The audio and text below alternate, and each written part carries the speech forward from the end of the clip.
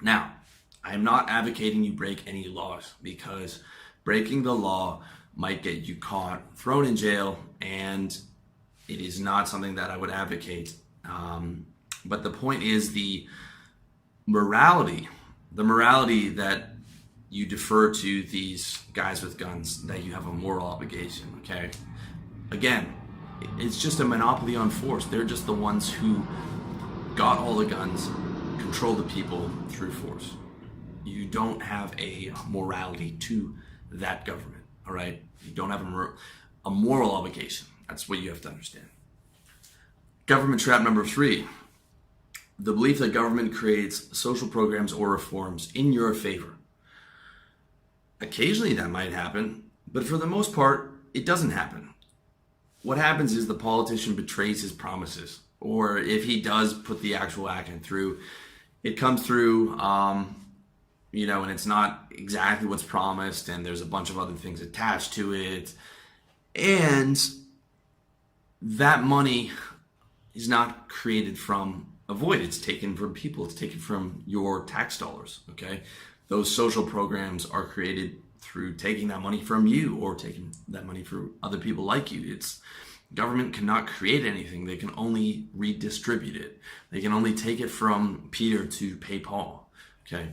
That is their function, is the redistribution of assets through taxation, which is done at the barrel of a gun, because at the end of the day, everything they do is the barrel of a gun, right? Everything they do comes down to, if you don't do this, you go to jail. Because force, might, is what controls the world. Might is right. Might is the controlling mechanism of the entire planet. Government trap number 4, the government is so powerful that they can prevent you from being free, okay? All the laws are just, words that government writes, and then they enforce them through guns, basically. But it's just words, and it's constantly changing, okay? However, there are real consequences to breaking those laws. There are real consequences because other people believe in them, but recognize them for what they are. And keep quiet about it, okay? I'm not telling you to go out and broadcast this like, hey, those laws don't really matter. They're just a bunch of words on a piece of paper. That's not a smart thing to do.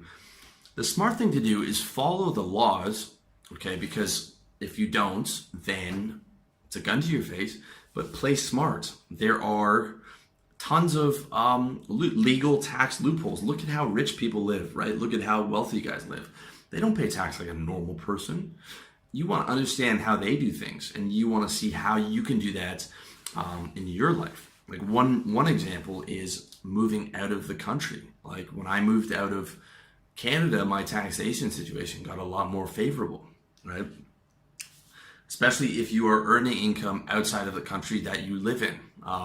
You can look up something called the 5 flags theory, which breaks down how to do that. You can look at sites like flag3.com, International Man, Nomad Capitalist. These guys all have really useful sites, useful forums on how to become free, how to do it legally, how to live in different countries, how to have multiple passports and different bank accounts. Again, all this stuff is 100% legal. This is what rich, wealthy people actually do. How to incorporate your corporation legally in a tax haven, just like companies like Google are incorporated in the Netherlands and Ireland, because it saves them an absolute fortune as opposed to being set up in the US. Okay, this is the kind of mentality you have to bring on. You have to look at how the wealthy, smart people live, and they don't believe in this moral obligation to the law. They just live for themselves and do what's best for them and their family. Okay, you also find that you can live a lot better in a country that is corrupt. Okay, especially if they're a country that doesn't have a ton of money, because you can negotiate the law in that country. All right, it's the importance of mental freedom. However, okay, one major caveat that I want to put out there is that this is not something that you particularly broadcast. Okay, now it's not illegal to say these things or to have these opinions, at least not in most Western countries, but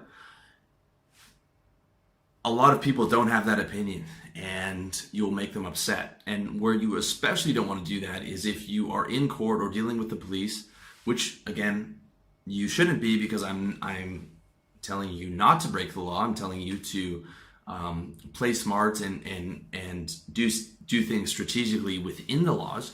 However, if you are in court or dealing with the police, this is not the kind of shit you want to talk about, because these types of people take these things seriously. And in those situations, you want to be a good boy. You want to keep your mouth shut.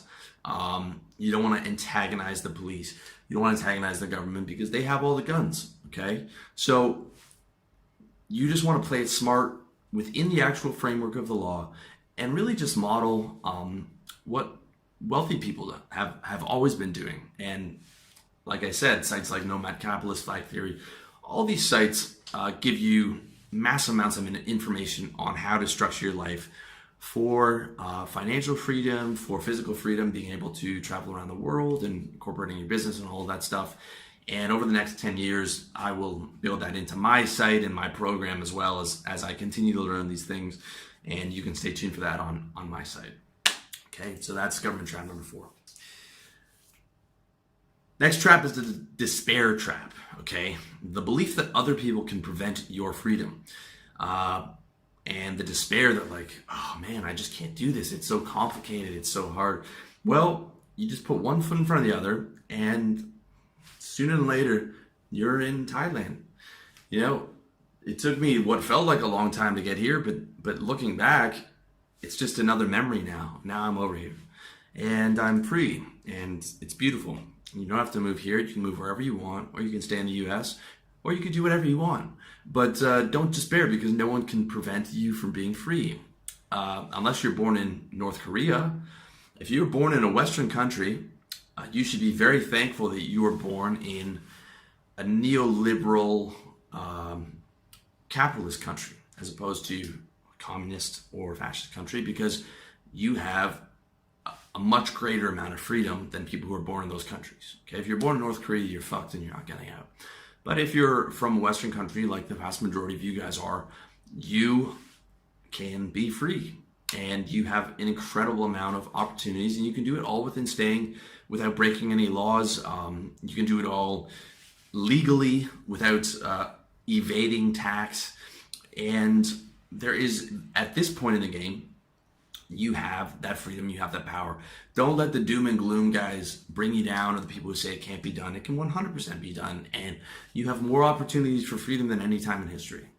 With the internet, with cheap air travel, I mean, it's insane. So don't listen to the naysayers on that. Just stay on your game, keep putting one foot in front of the other, and really focus on applying yourself, and you can make it happen, all right?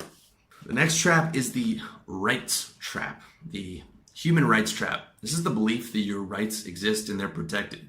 Now, the idea of human rights and the Declaration of Independence and the pursuit of happiness is a beautiful thing. But rights don't actually exist. Okay, it's just a concept. And let's say you're in America, you believe that your rights make you free, okay? Because it's written into the law and it's written into the Constitution. And you believe that all the powers that be are going to honor your rights, okay? In reality, this is just not true. Because if that were true, there would be no murders and no robberies and no rapes.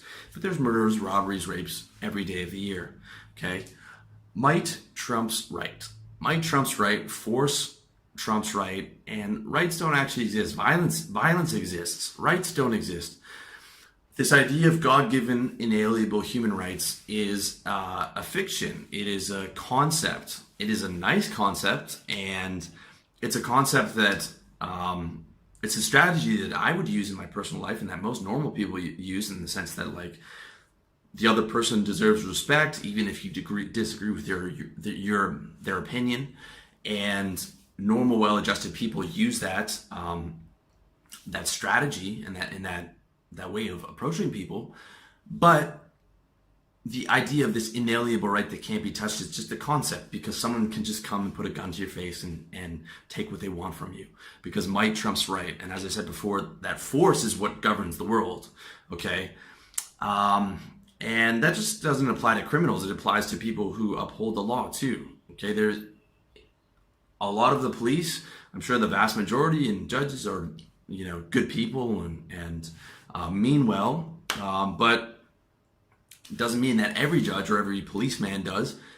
And if you think that the person who has no money and has a public defender has the same protections as the billionaire who can afford a team of lawyers, knows every legal loophole, you are retarded. Okay, that billionaire has a lot more rights than the person with no money, because they can afford to buy them. They can afford to work the system to their advantage. They have a lot more privileges. They have a lot more power. They can avoid going to jail. They can they can win lawsuits even if they're guilty. I mean, like, you got to look at it realistically. That's realistically how the world works. Even in a country where the idea of human rights is written into the Constitution, that's just how the world works.